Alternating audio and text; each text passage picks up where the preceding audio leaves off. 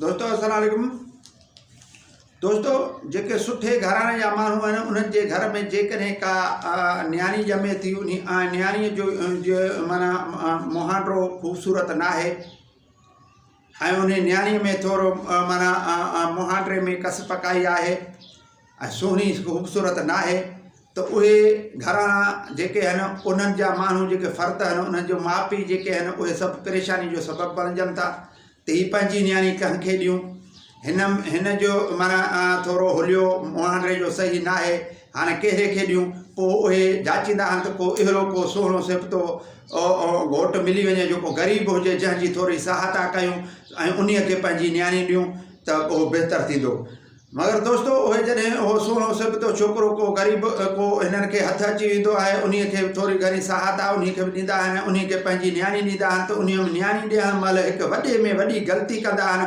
उहा ग़लती तव्हांजे आॾो मां दोहिराईंदो हलां त उहा ग़लती कंदा आहिनि त उन्हनि खां लिखाए वठंदा आहिनि त जेकॾहिं असांजी न्याणी खे तव्हां तलाक ॾींदो त उन्हीअ में हक़ महर में 15 लख तव्हांखे भरे ॾियणा पवंदा। ही उहे माण्हू वॾा माण्हू जेके आहिनि जेको सुठे फैमिली वारा माण्हू इहो ज़हन पंहिंजो रखनि था त पोइ 15 लख हिन वटि न हूंदा त असांजी न्याणी खे सुठे लेवल सां ई हलाईंदो ऐं माना कॾहिं बि तलाक न ॾींदो, कॾहिं बि हिन खां कक थी हिन जे मुहांडे ऐं हिन जे इन मां कप थी ऐं हुनखे तलाक न ॾींदो। पोइ 15 लखनि जे करे मुंहिंजी न्याणी सां सदाईं हुई पंहिंजो जीवन गुज़ारींदो। मगर दोस्तों ईअं न आहे। जॾहिं ही 15 लख लिखाइनि था पंहिंजे न्याणी जो त हिनखे जेकॾहिं तव्हां माना जेको तलाक ॾींदो त ही हिन जे हक़ महर तव्हां 15 लख अदा कंदो त पोइ इन्हीअ खे मद्देनज़र रखंदे हू नौजवान जेके छोकिरा जेको सुहिणा हूंदा आहिनि, जिनखे घरवारी सुठी नथी मिले त हू पोइ 15 लख हू काॾो ॾींदा। पोइ तंहिं करे हू वरी उन पंहिंजी घरवारी ते तशदुद सॼो घर ऐं पाण तशदुद करणु शुरू कंदा आहिनि त जी ही बेज़ार थी ऐं असांखां पाण तलाक वठे ऐं पाण भॼी वञे, पंहिंजे पीउ माउ खे चवे त मूंखे हीउ मुड़ुसु न खपे, मूंखे ॿियो मुड़ुसु ॾियो। मगर उहा जेको कुंवार हूंदी आहे उहा कुंवार ईअं बि करे न सघंदी आहे। कीअं त हू चवंदी आहे त जेकॾहिं मां इहा ॻाल्हि कयां त मूंखे बाबे वारा ऐं अम्मा वारा इहे सभु चवंदा त तूं छो बेज़ार थी घर मां, छो निकाह पंहिंजो टोड़ाइण थो चाहीं। पोइ उहे राज़ पंहिंजे मुड़ुस वारा राज़ बि हुते न ॿुधाईंदो आहे।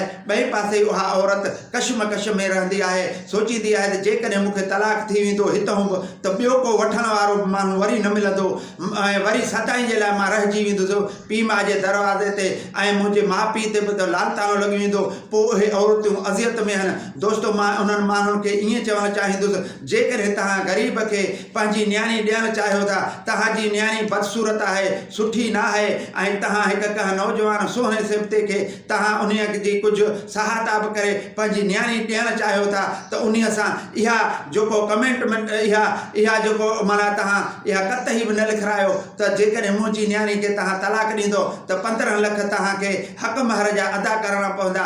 महिरबानी करे इहा लिखत न लिखायो। बाक़ी पंहिंजी न्याणी ईअं ॾेई छॾियो, उहा ईअं अहिड़े लेवल सां एतमाद सां हर शइ ठहंदी आहे, एतमाद सां सोन पंहिंजे मुठुनि सां विराइबो आहे। जेकॾहिं एतमाद न आहे त पोइ भाउ ते बि एतबार नथो करे। महिरबानी। अस्सलाम वालेकुम दोस्तों, थैंक यू।